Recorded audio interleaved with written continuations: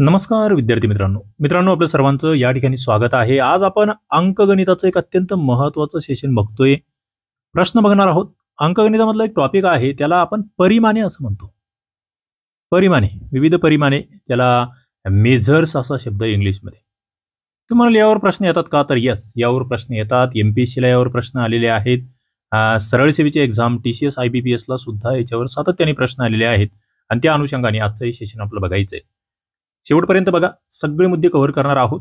आता नेमकं हे असतं काय? पहिला मुद्दा थोडीशी कन्सेप्ट क्लिअर करतो, नंतर ही टेस्ट मी घेणार आहे, कारण जे नवीन विद्यार्थी मित्र आहेत त्यांना हे कळायला पाहिजे। परिमाणे आपण कशाला म्हणतो हे आधी समजून घ्या। एखादी वस्तू असेल, बघा, एखादी वस्तू आहे, एखादा पदार्थ आहे किंवा एखादा द्रव्य आहे, तिन्ही गोष्टी। मग याचं वस्तुमान असू शकतं काही वेळेस, वस्तुमान, काही वेळेस याची लांबी असू शकते, ओके, याचा आकारमान असू शकतं, आकारमान, आणि याची धारकता असू शकते। हे सगळं मोजण्यासाठी जी एककं आम्ही वापरतो ना, एकके, त्या एककांना परिमाण असं म्हणतायत। मग आम्हाला दशमान हा शब्द तुम्ही ऐकला असेल, दशमान पद्धत म्हणतो आपण त्याला, मेट्रिक पद्धत आपण ज्याला म्हणतो, मेट्रिक सिस्टीम, तर तो याचाच एक तो भाग आहे। आणि मग याची वेगवेगळ्या पद्धतीने रूपांतरण होत असतात। तुम्ही जेव्हा परिमाणांचा विषय बघतात तेव्हा आपल्याला एक गोष्ट माहित असते, म्हणजे वेगवेगळे मेट्रिक पद्धतीतील जे एककं आहेत त्यामध्ये मीटर हा शब्द आपण सातत्याने ऐकलेला असतो, लिटर ऐकलेला असतो आणि ग्रॅम ऐकलेला असतो। बघा, मीटर, लिटर आणि ग्रॅम। मग आता याच्यात जर बघितलं तुम्ही तर याच्यात थोडंसं आपण पुढे गेलो तर काय होतं, डेसिमीटर होतं, त्याच्यानंतर मग सेंटीमीटर होतं आणि नंतर मिलीलीटर होतं, म्हणजे याच्यापेक्षा लहान लहान एककं आणखी काय, लहान लहान। वरती गेलो आपण, decametre, hectometre, litre, metre, gram किंवा ते सगळं, आणि किलो। म्हणजे बघा, हा किलो, हेक्टो, डेका हे वरचे परिमाण, नंतर मग डेसी, सेंटी आणि मिली हे खालची परिमाण आहेत, हे लक्षात ठेवायचं आहे। सोपा मुद्दा आहे। चला सुरुवात करूया, कशा पद्धतीने प्रश्न येतात ते बघूया। 1 वर्ष 3 महिने अधिक 2 वर्ष 11 महिने, आणि पुढे दिलंय तुम्हाला या ठिकाणी की 3 वर्ष 5 महिने। आता तिघांचं तुम्हाला कॅल्क्युलेशन करायचं आहे आणि मग उत्तर काढायचं आहे। आता इथे ना चिन्ह याचं आहे, हे जे 3 वर्ष आहे ना, याच्यामध्ये मायनसचं चिन्ह आहे। काय, मायनसचं चिन्ह या ठिकाणी आहे, लक्षात ठेवा। आता आपण इथे बघूया की कशा पद्धतीने रूपांतरण होणार। तुम्हाला खाली काय दिलं बघा, 8/12, 3/4, 1/3, 1/2। कसं करणार कॅल्क्युलेशन? पहिलं तर बघा, वर्षांचा गेम करू।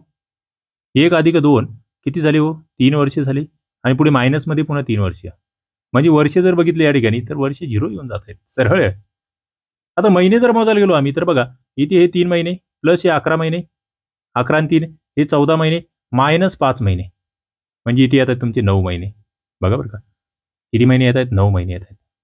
आता 9 महिन्याला आम्हाला वर्षाच्या याच्यामध्ये लिहायचं आहे, वर्षाच्या फॉर्मॅटमध्ये आम्हाला लिहायचं आहे। मग कसं लिहिणार, 9/12 अशा पद्धतीने लिहिणार। मग ऑप्शन मध्ये आहे का 9/12? नाहीये। मग भाग देऊन बघू आम्ही, 3 त्रिक 9, 3 चौक 12, म्हणजे 3/4 हे जे आहे आमचं उत्तर या ठिकाणी येतंय, 2 नंबरचं उत्तर 3/4। बघा, अशा पद्धतीचे प्रश्न हा आलेला आहे, हा प्रश्न आलेला आहे। हे सगळे प्रश्न वेगवेगळ्या परीक्षांना आलेले मी कव्हर करतो या ठिकाणी, सगळे प्रश्न आलेले आहेत। पुढे म्हटलंय बघा, 6 चौरस मीटर बरोबर किती चौरस सेंटीमीटर। मी आत्तावरती तुम्हाला सांगितलं की कशाचं कसं रूपांतरण केलं जातं, आणि हा प्रश्न तलाठीला आलेला आहे, लातूर तलाठीला आलेला हा प्रश्न आहे, लक्षात ठेवा। आता 6 चौरस मीटर म्हटलंय बघा, आता याचं चौरस मीटरचं चौरस सेंटीमीटर आम्हाला करायचं आहे आधी। आम्ही जेव्हा 1 चौरस मीटर म्हणतो, 1 चौरस मीटर बरोबर किती सेंटीमीटर हे आम्हाला माहिती आहे का? 1 चौरस मीटर म्हणजे 10,000 चौरस सेंटीमीटर, हे आधी लक्षात घ्या। 10,000 चौरस सेंटीमीटर आपण त्याला म्हणतोय। 1 चौरस मीटरला 10,000 चौरस सेंटीमीटर म्हणतोय आम्ही।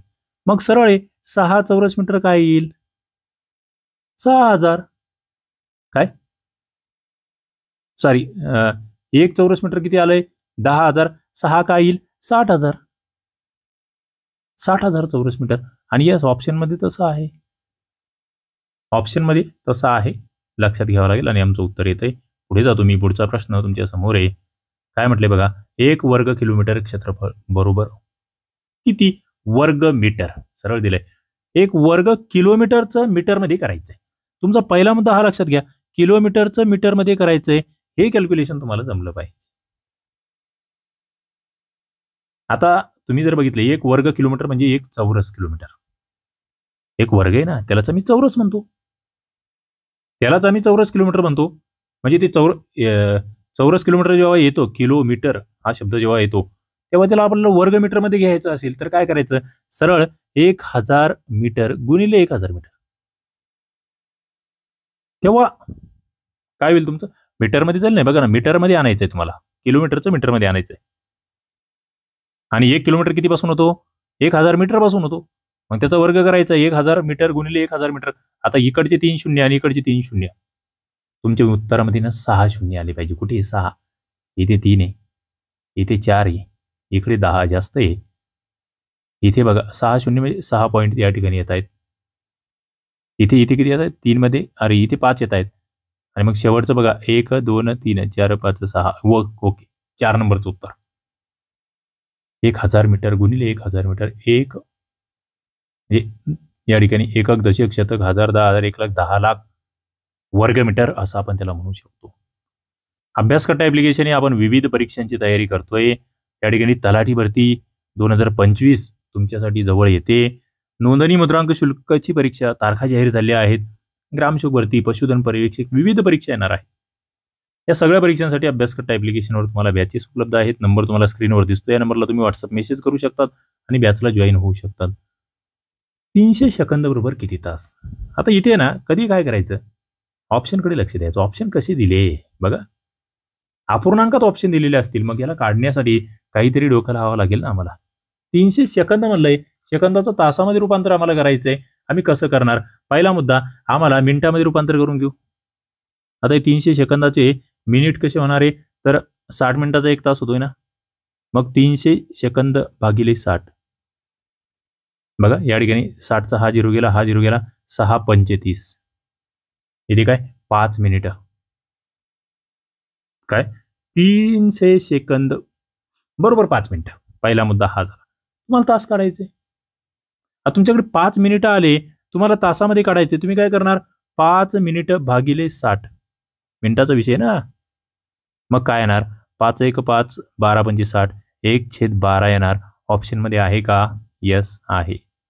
1/12. ओके, उत्तर महत्वाचे आणि कामाचे. पुढे जातोय आपण.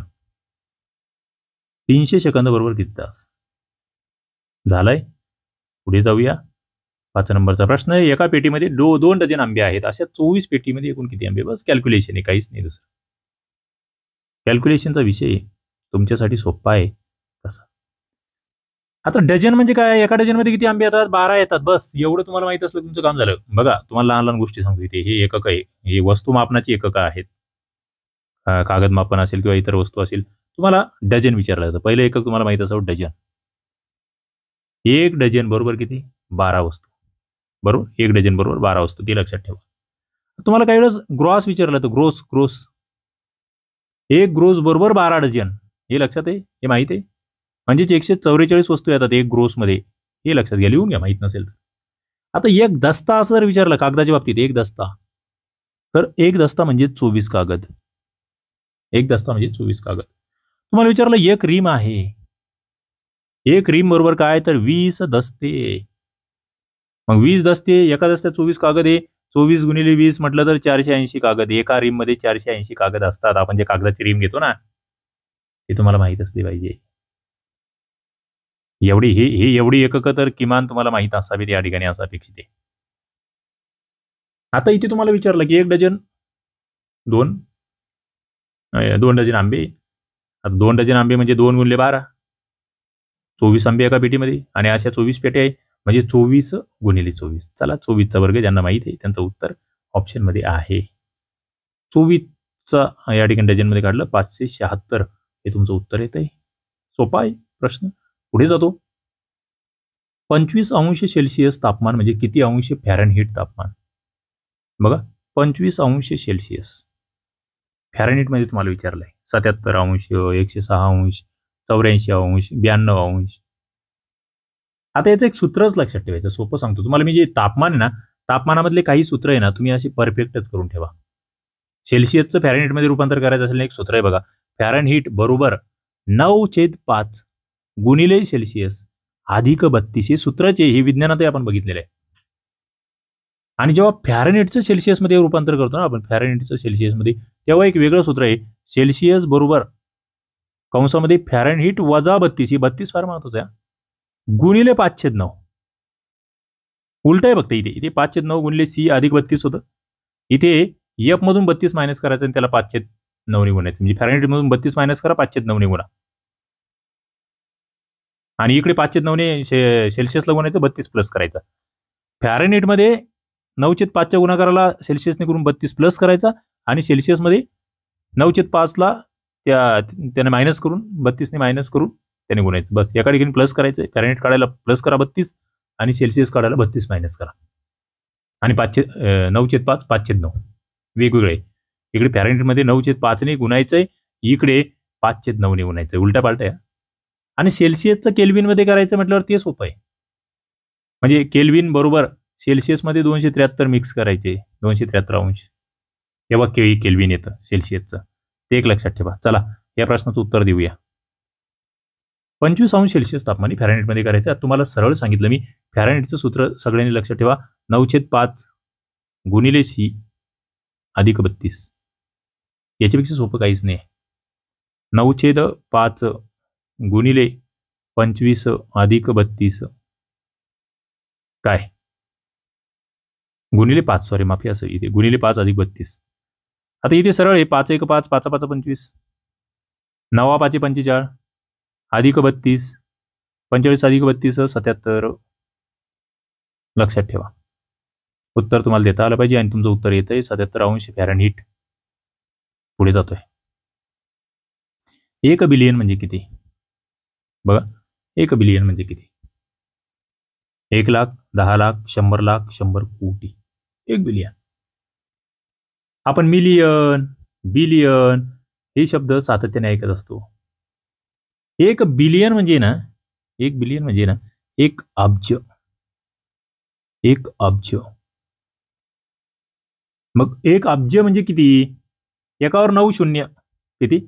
9 शून्य म्हणजे किती कोटी? 100 कोटी. किती कोटी? 100 कोटी. 1 0 2 0 3 4 5 6 7 8 9. एकक, दशक, शतक, हजार, 10,000, 1 लाख, 10 लाख, 1 कोटी, 10 कोटी. आणि इकडे तो 1 शून्य, तो जो येणार 1, तो म्हणजे 100 कोटी. 1 बिलियन म्हणजे 100 कोटी. ओके, लक्षात ठेवण्यासारखं इंटरेस्टिंग आहे, महत्वाचं आहे. आपण पुढे जाऊया. परिमाण आहेत, आलेले प्रश्न घेतोय, फक्त आलेले घेतोय.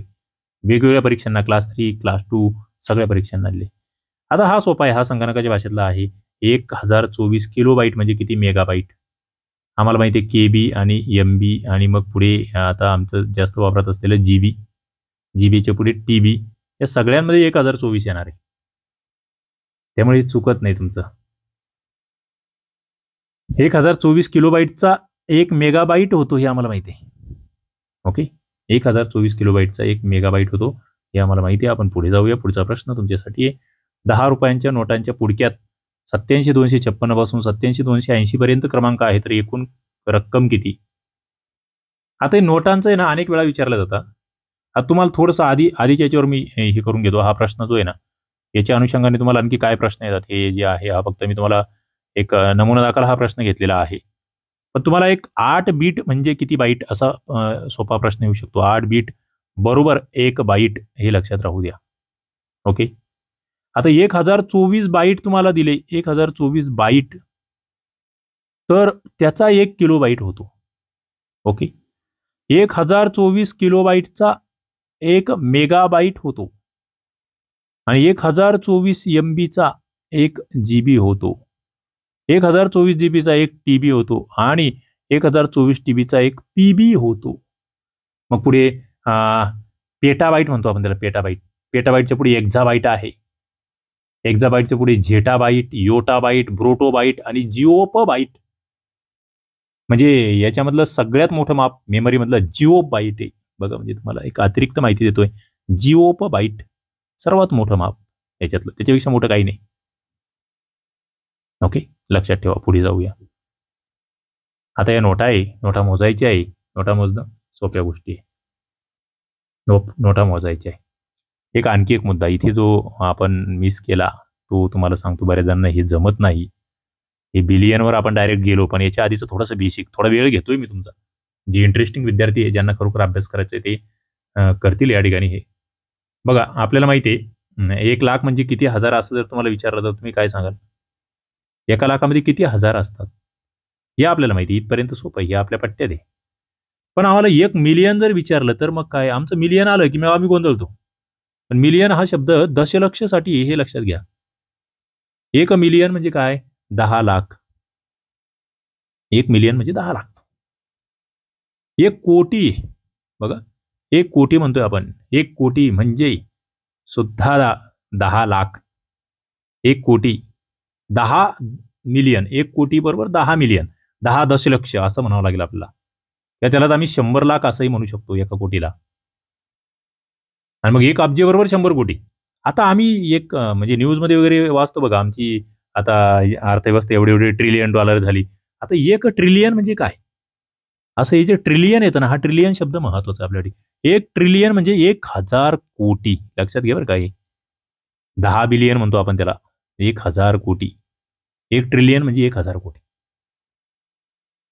1 ट्रिलियन हा शब्द महत्वाचा आहे आपल्यासाठी. 1 ट्रिलियन त्यालाच एक निखर्व असा मराठी शब्द होता, निखर्व. तोही आम्हाला माहित असला पाहिजे. पुढे जातोय मी. आता नोटांचा कार्यक्रम करूया. हे फार सोपं आहे. याच्यामध्ये फक्त एक लहानसं सूत्र लक्षात ठेवा, तुमचं काम होऊन जाणार आहे. जेव्हा नोटा मोजायला सांगतात ना, तेव्हा सोपं काय करायचं ते सांगतो. तुम्हाला शेवटची जी हे आहे इथे 87,256 आणि 87,280 असे 2 हे दिलेले आहे तुम्हाला. आणि मग याच्यामध्ये तुम्हाला विचारलेलं आहे की एकूण रक्कम किती? बघा, एकूण रक्कम किती? नोटांची एकूण रक्कम. तुम्हाला करायचं काय? शेवटच्या नोटीचा क्रमांक तुमच्याकडे आधी असतो. तो किती आहे? 87,280. आणि पहिल्या नोटीचा क्रमांक, या दोघांची वजाबाकी करायची तुम्हाला. पहिल्या नोटीचा किती आहे? 87,256 करा. म्हणजे शेवटच्या 2च अंकांची वजाबाकी बऱ्यापैकी करायची असते आपल्याला. आणि त्याच्यामध्ये एक मिक्स करायचा असतो. तुमच्या नोटा येऊन जातात. बघा, 10तून 6 गेले, खाली उरले 4. 8तून 6 गेले, खाली उरले 2. म्हणजे ते 24 प्लस 1. हा प्लस 1 करायचं बरं का, कारण या दोन्ही मधलं एका साईडची एक नोट तर आपल्याला घ्यावी लागेल. म्हणजे एकूण नोटा झाल्या 25. किती नोटा झाल्या? 24 अधिक 1 25 नोटा झाल्या. तुम्हाला विचारलं एकूण रक्कम किती? आता 25 नोटा 10 रुपयाची आहे ना. 25 आहे 250. 250 रुपये या ठिकाणी तुमचं उत्तर येणार आहे. लक्षात ठेवा, इंटरेस्टिंग प्रश्न आहे, महत्वाचा आहे. आपण पुढे जाऊया. आता हा नाण्यांवरचा वगैरे प्रश्न, नाणी आणि नोटांवरचा प्रश्न तुमच्या समोर आहे. दीपक जवळ 50 पैसे, 25 पैसे व 10 पैसे यांची नाणी कोणत्या प्रमाणात आहे? बघा, 50, 90, 4 या प्रमाणात आहे. आणि एकूण रक्कम त्याच्याजवळ 412 रुपये आहे. तर प्रत्येक प्रकारची नाणी किती? याला आहे ना एक सूत्र आहे लहानसं. तेवढं थोडंसं लक्षात ठेवलं ना, तुमचं काम सोपं होईल. या पद्धतीचा कसाही प्रश्न येऊ द्या, तुम्ही सोडवणार आहात. सोपं आधी कॅल्क्युलेशन काय करायचं तुम्हाला? 50 पैशाच्या नाण्याचं प्रमाण किती? बघा, प्रमाण तुम्हाला 50, 90, 4 आहे. म्हणजे तुम्हाला विचारलं इथे 50 पैसे जर त्याचं प्रमाण 5 असेल तर किती? 50 5 5 5 25 250 पैसे असं आपण या ठिकाणी म्हणू शकतो, बरोबर. दुसरं 25 पैशाचं प्रमाण किती आहे? 9. म्हणजे इथे 25 9. मग 25 10 250 आहे. 25 9 225 पैसे. ओके. आणि तिसरं काय? 4 आहे प्रमाण. कशाचं? 10 पैशाचं. म्हणजे 10 गुणिले 4 किती? 40 पैसे. हे 10 पैशाची नाणी जी आहेत एकूण 10 गुणिले 4 40 पैसे या ठिकाणी तुमचं येणार आहे. लक्षात ठेवा. सॉरी इथे 20 आहे. मला वाटतं 1 सेकंद. इथे 20 पैसे. 20 पैसे.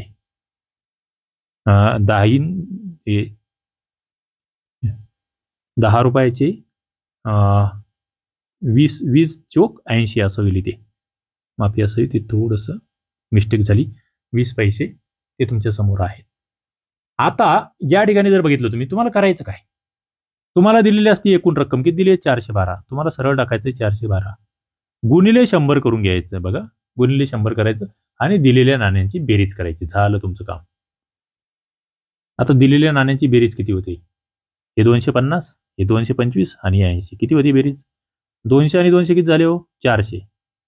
400 आणि 80 किती झाले? 480. 480 प्लस हे 50 आणि 25 75 किती झाले?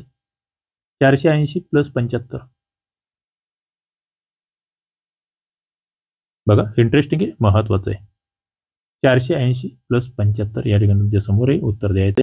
सॉरी, आपलं या ठिकाणी इथे 10 पैसेच घ्यायचं होतं आपल्याला. 10 पैसेच घ्यायचं होतं. म्हणजे कसं तुम्हाला सांगितलं मी, 5 25 हे 250, 5 9 45 म्हणजे 25 पैशाने 25 गुणिले 9 जर बघितलं तर ते 225 225 आणि हा 10 चोक 40 हे असं ही कॅल्क्युलेशन करावं लागेल. एकूण रक्कम किती बघा? 412 गुणिले 100 भागिले या तिघांची बेरीज 200 200 400. 400 प्लस हे 40 आणि 50 90 आणि हे 15 515. बघा 515 या ठिकाणी तुमची बेरीज येत होती आणि याचा करायचं तुम्हाला भागाकार. आता याचा भागाकार जर तुम्ही केला तर तो काय येतोय बघा. आता या ठिकाणी तुम्ही 5 ने भाग देऊ शकतो आपण. 5 1 5 5 त्रिक 15. ओके 103 येऊन जाईल ते. 5 2 10 0. त्याच्यानंतर इकडे सगळे कॅल्क्युलेशन केलं तर तुमचं उत्तर या ठिकाणी येतं 80. मग आता 80चं करायचं काय? तर त्या 80ला ते हे जे प्रमाण आहे का याने गुणायचं. म्हणजे बघा 8 पंचे 40 बघा बरं का. 8 पंचे 40 पहिलं जे येईल 8 पंचे 40 तुमचं इथे 400 2 नंबरच्या ऑप्शनमध्ये आहे. पुढचं 8 9 72 720 दुसऱ्या ऑप्शनमध्ये आहे आणि 8 चोक 32 320 तिसऱ्या ऑप्शनमध्ये आहे. म्हणजे एकदम सोपं काय, एकदम सोपं शॉर्टकट तुम्ही जेव्हा काढतायत तेव्हा तुम्हाला याचं 5 5 25 आणि हे 25 9 मग 225 आणि 10 चोक 40 सरळ या तिघांचं जे हे आहे ती बेरीज जी आहे ती 515 येते आणि तिला काय करायचं वरती 412 गुणिले 100 आणि याची जी काही याचा जो भागाकार येतो 80 मग या 80 ने या तिघांना पुन्हा गुणायचंय. 80 गुणिले 5 80 गुणिले 9 आणि 80 गुणिले 4 तुमचं उत्तर येतं. एकदम सोपं शॉर्टकट तुमच्यासाठी इथे लास्टला तयार झालंय. म्हणजे आधी थोडं किचकट वाटलंय आपल्याला पण उत्तर जेव्हा काढलं आपण तेव्हा सोप्या पद्धतीचं सूत्र आपल्या समोर आलंय. 75 मीटर बरोबर 60 सेंटीमीटर गुणिले किती? प्रश्न भारी आहे. तुम्हाला इथे एकतर एककांचं रूपांतरण करता आलं पाहिजे. 11 नंबरचा हा प्रश्न तुमच्या समोर आहे. 75 मीटर बरोबर किती सेंटीमीटरला 60 ने गुणावं लागेल असा हा प्रश्न. तुम्ही कसं लिहिणार? पहिला मुद्दा तर तुम्हाला इथे ऑप्शन मध्ये काय दिलंय? सेंटीमीटर दिलंय. म्हणजे उत्तर तुम्हाला सेंटीमीटर मध्ये काढायचंय. आपल्या डोक्यात काय राहील मग? 75 मीटरला सेंटीमीटर मध्ये बदलून घ्यायचं आम्हाला. कसं होईल ते? 75 मीटरला सेंटीमीटर मध्ये करायचं आहे. 2 शून्य टाकावं लागेल. 7500 सेंटीमीटर होईल. 7500 सेंटीमीटर. आता आम्हाला इथे गुणाकारात इथे प्रश्नचिन्ह काढायचं असेल ना, हा 60 इकडे भागाकारात घेऊन घ्या ना, 60 सेंटीमीटर आणि बस. हा 0 गेला, हा 0 गेला. 6 ने 750 ला भाग द्या. काय उत्तर येते बघा? 6 1 6 6 2 12 6 5 30 125 तुमचं उत्तर येत आहे. 125 सेंटीमीटर हे तुमचं उत्तर या ठिकाणी येत आहे. पुढे जातो बस. तिरपा याचा कॅल्क्युलेशनचा भाग आहे आणि एककाचं रूपांतरण आहे. पुढे 15 मिलीमीटर 65 अधिक 65 सेंटीमीटर बरोबर किती मीटर? आता इथे तुम्हाला मिलीमीटर आणि सेंटीमीटर आणि मीटर या तिघांमधलं कॅल्क्युलेशन जमलं पाहिजे. प्रश्न भारी आहे. तुम्हाला उत्तर आहे ना कशात विचारलंय बघा. 12 नंबरचा प्रश्न तुमच्या समोर आहे. उत्तर तुम्हाला विचारलंय. तुमच्या समोर ऑप्शन आहेत. मला वाटतं या ठिकाणी ऑप्शन आपले चुकीचे दिले गेलेले आहेत असं वाटतंय. 12 नंबरचा प्रश्न एकदा चेक करतो. येस बरोबर. ऑप्शन जे आहे इथे तुम्हाला ऑप्शन मी देतोय, योग्य ऑप्शन देतो. इथे 6.65 मीटर हा पहिला ऑप्शन आहे. दुसरा 0.7 मीटर हा दुसरा ऑप्शन आहे. तिसरा 0.665 मीटर ऑप्शन आहे आणि चौथा 15.65 मीटर ऑप्शन आहे. कसं काढायचं? आता मीटरमध्ये काढायचंय ना, मग कसं काढणार आम्ही? 12 नंबरचा प्रश्न आमच्या समोर आहे. तुम्हाला इथे 15 मिलीमीटर दिलाय. आता मिलीमीटर म्हणजे ना -10 चा -3 असं जातं ते.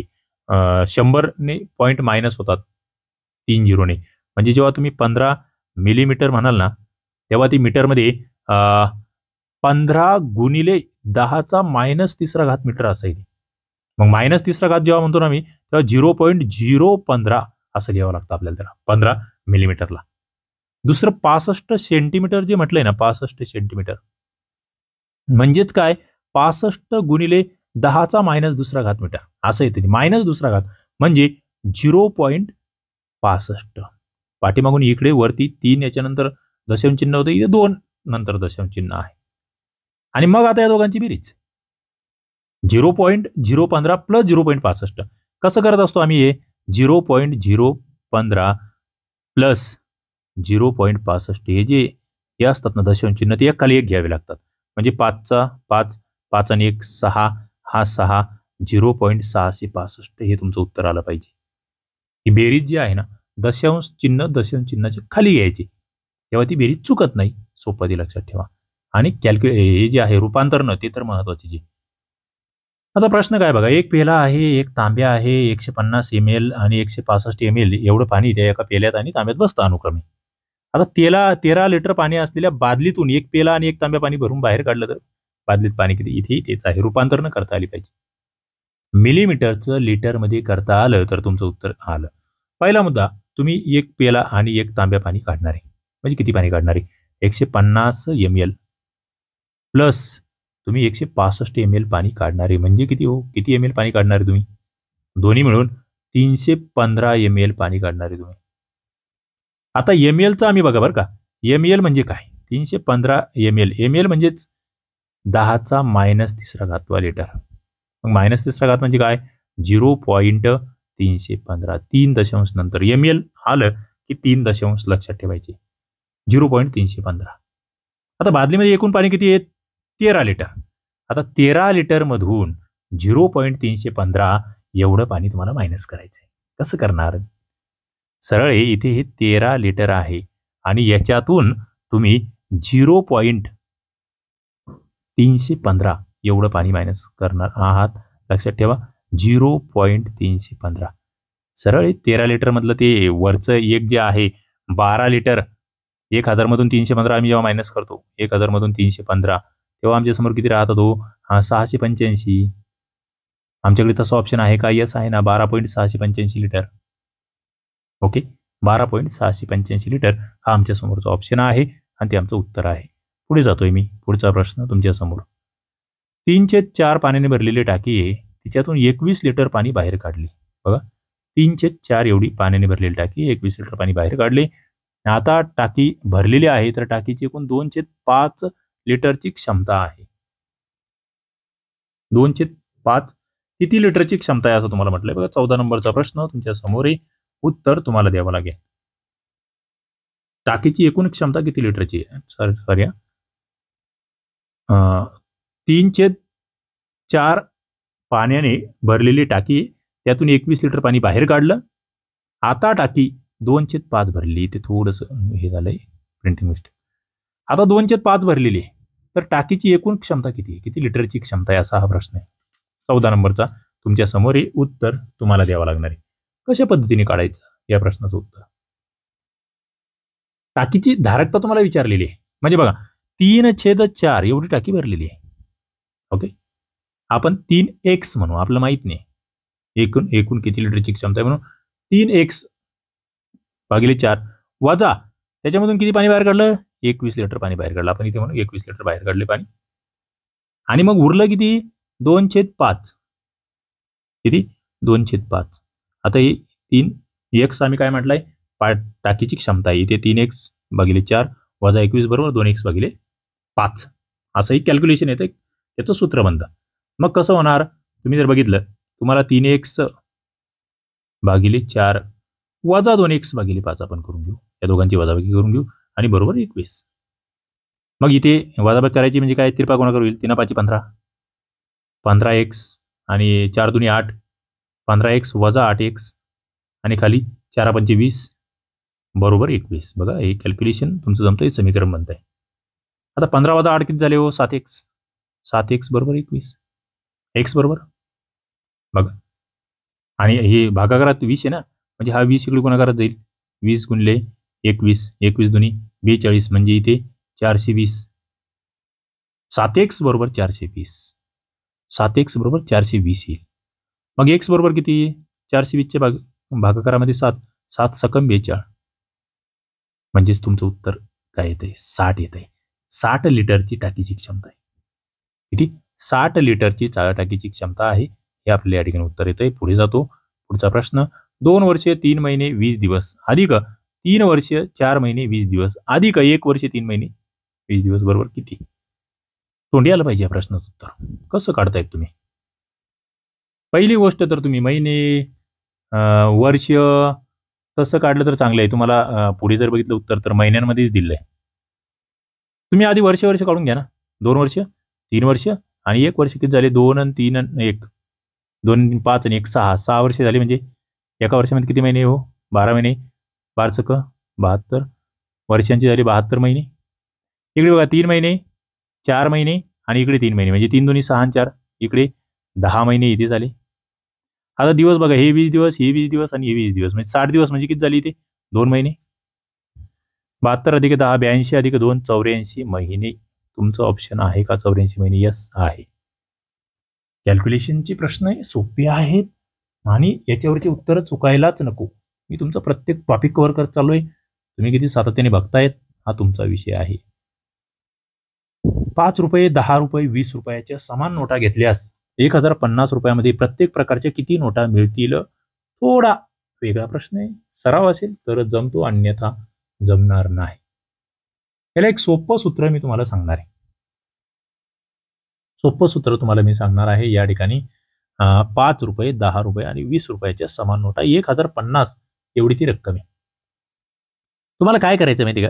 ती रक्कम दिली ना 1050 वरती आपण एका ठिकाणी असंच एक सूत्र वापरलं होतं. 1050 गुणिले 100 करून टाकायचे आणि खाली जेवढे नोटा दिले मग 5 रुपये, 10 रुपये, 20 रुपये. 5 रुपयाचे प्रमाण काढून घ्यायचे आपला. 5 रुपये म्हणजे इथे आपण समजा घेतलं 500 अधिक 10 रुपये म्हणून आम्ही 10चं घेतलं समजा 1000. ओके, प्रत्येकाला पर्सेंटेजमध्ये आपण घेतले. 5 वर 2 शून्य टाकून दिले, 10 वर 2 शून्य टाकून दिले, अधिक 20 वर 2 शून्य टाकून दिले. ओके, आणि केली या तिघांची बेरीज. काय 10 हे 1 आणि 2 3000 आणि 3500. करा कॅल्क्युलेशन. झालं 3500 ने वरच्याला भाग द्या. इथे हा 35, इकडे 2 डबल 0 कटले, हे डबल कटले आणि 35 ने 1050 ला भाग द्या. तुमचं उत्तर येतंय 30. तुमचं उत्तर येतंय 30 आणि ते उत्तर आहे तुमच्या ऑप्शनमध्ये. बस तेवढंच करा. तुम्हाला एकूण जे काही तुमचे रुपये दिलेले आहेत की किंमत तिला 100 ने गुणा आणि याचं प्रमाण जे आहे ते खाली घ्या, त्याची बेरीज करा. बस कॅल्क्युलेशन, विषय क्लोज. पुढे जातोय मी. प्रभाकर जवळ 25 पैशाची 64 नाणी आहे, 50 पैशांची काही नाणी आहेत आणि त्याच्याजवळ एकूण 100 रुपये आहे, तर त्याच्यापाशी एकूण किती नाणी आहेत? बघा भारी आहे. समीकरण जमलं, विषय संपला. तुम्हाला माहिती आहे 25 पैशाची 64 नाणी, हे तर माहिती आहे आपला 25 ची 64 नाणी आहे. पण आम्हाला 50 पैशाची किती नाणी आहे ते नाही माहित. काय 50 पैशाची किती नाणी आहेत ते आम्हाला माहित नाहीये. मग आम्ही त्याला x म्हणू आणि बरोबर किती मग 100. तर 25 पैशाची 64 नाणी आहे म्हणजे किती पैसे आले हो? 25 गुणिले 64 जर बघितले तर हे 1600 पैसे या ठिकाणी झाले. जवळपास किती? 1600 पैसे झाले. बरोबर, आम्हाला इकडे माहितच नाही 0.50 पैशाची किती नाणी आहे म्हणून आम्ही त्याला x म्हणतोय आणि इकडे 100 म्हणतोय गुणाकारात. आता 1600 पैसे म्हणजे 16 रुपये. बरोबर ना? 100 पैशाचे 1 रुपये आणि इकडे 0.50 रुपये. 50 पैसे म्हणजे रुपयामध्ये आम्ही दोघांना केलंय. बरोबर 100 होत आहेत. आता या ठिकाणी जर बघितलं आम्ही तर आम्हाला 0.50 हा x आमचा जसाच तसा आहे ते 0.50 x. आता 0.50 x बरोबर हा 16 इकडे 100 मधून मायनस करू. 100 मायनस 16 84. बघा 0.50 x बरोबर 84. 0.50 x बरोबर 84. आता x ची किंमत काढायची आहे. 84 भागिले 0.50 करावं लागेल. काय येतं कॅल्क्युलेशन? आता 84 भागिले 0.50 जेव्हा करतो ना आम्ही भागिले 0.50 84चं डबल होऊन जाईल 168. 5ने भागत आहे आम्ही 0.5ने भागत आहे 0.50ने भागतोय 168 उत्तर येणार आहे तुमचं. ओके 17 नंबरचा प्रश्न तुमच्या समोर आहे आणि उत्तरही समोर आहे. 10 पैसे 20 पैसे 25 पैसेची समान नाणी आहे. 22 रुपयामध्ये प्रत्येक प्रकारची किती नाणी येतील? बघा 18 नंबरचा प्रश्न. ते सूत्रवरचं काय तुम्हाला एकूण रुपये किती दिले 22 गुणिले काय 100 आणि मग तुम्हाला 10 पैसे दिले अधिक 20 पैसे दिले अधिक 25 पैसे दिले करून टाका बेरीज. 10 आणि 20 30 झाले 30 आणि 25 55 झाले किती झाले 55 आणि करा 55 द्या इकडे भाग 5 1 5 5 1 5 5 दुनी 10 म्हणजे इथे 20 आहे इकडे 11 आहे 11 दुनी 22 आहे आणि 20 दुनी 40 आहे. ओके 18चं उत्तर या ठिकाणी 4 आलं पाहिजे. पुढचा प्रश्न तुमच्या समोर आहे 19 नंबरचा. बघा 3 मीटर 5 मीटर 10 सेंटीमीटर आणि 12 मीटर 90 सेंटीमीटर अशी लांबी असलेले कापडाचे 3 तुकडे अचूक मोजायचे जास्तीत जास्त मोठ्या मापाची मोजपट्टी लागेल ती किती सेंटीमीटरची असली पाहिजे असं विचारलं कारण खाली ऑप्शन मध्ये सेंटीमीटर आहे. कशा पद्धतीने काढणार हो तुम्ही उत्तर? असं हे जेव्हा जास्तीत जास्त येतं ना तेव्हा तुम्हाला काय काढावं लागतं तेव्हा मसावी काढावं लागतं. मग मसावी कसा काढणार तुम्हाला बघा इथे सेंटीमीटर मध्ये करून घ्यावं लागेल सगळं तोंडी करतो मी आता काही विषय नाही. बघा 3 मीटर म्हणजे किती हो 300 सेंटीमीटर 5 मीटर 10 सेंटीमीटर म्हणजे किती 510 सेंटीमीटर आणि 12 मीटर 90 सेंटीमीटर म्हणजे किती 1290 सेंटीमीटर. ओके आता कितीने भाग जातो याला जर बघितलं तुम्ही तर पहिले सगळ्यांच्या शेवटी शून्य आहे म्हणून आम्ही 10ने भाग देऊन घेऊ. इथे 30 येईल इथे 51 येईल आणि इथे 129 येईल. ओके आता पुढे आमचा 3ने भाग जातोय का यस 3 10 30 3 1 3 3 7 21 3 चूक 12 3 त्रिक 9 म्हणजे आमचे भाग जात आहेत. 10 17 आणि 43 ला एका संख्येने भाग जात नाही म्हणून 10 त्रिक 30 मसावी किती 10 त्रिक 30 सेंटीमीटर मापाची मोठ्यात मोठी म्हणजे जास्तीत जास्त 30 सेंटीमीटर मापाची या ठिकाणी मोजपट्टी असायला पाहिजे. पुढे जातोय 2 मेट्रिक टनाची किती टक्के म्हणजे 40 क्विंटल. बघा 2 मेट्रिक टन. आता मेट्रिक टन तुम्हाला आधी कळायला पाहिजे. आता 1 मेट्रिक टन म्हणजे 1000 किलोग्रॅम 2 मेट्रिक टन म्हणजे 2000 किलोग्रॅम. त्याचे किती टक्के 1% बरोबर 40 क्विंटल. 40 क्विंटल म्हणजे 40 गुणिले 100 किलो किलोग्रॅम मध्ये करायचं आहे ना आपल्याला. मग कसं येईल 2000 गुणिले x भागिले 1% म्हणजे x भागिले 100 आहे बरोबर 40 गुणिले 100 इकडे 4000. ओके आता x काढायचा आहे तुम्हाला x काढायचा म्हणजे तुम्ही काय करणार 4000 गुणिले 100 ही तिरपा गुणाकार 4000 गुणिले 100 भागिले 2000 मग 2000 गुणिले 2 दुनी 4 आणि हे 200 तुमचं उत्तर 200 येते 100 गुणिले 2 200. 3 नंबरचं ऑप्शन तुमच्या समोर आहे उत्तर तुमचं रेडी आहे. अभ्यास का टॅप आहे नोंदणी मुद्रांक शुल्काची फास्ट ट्रॅक बॅच चालू आहे ग्रामसेवकची विजेता बॅच चालू आहे वनरक्षकची स्पेशल बॅच चालू आहे. तुम्हाला हे लेक्चर आवडत असतील तर नक्की लाईक करत चला शेअर करत चला क्वालिटी कंटेंट देतोय प्रामाणिकपणे अभ्यास करत असाल तर 100% फायदा होईल. थांबूया धन्यवाद.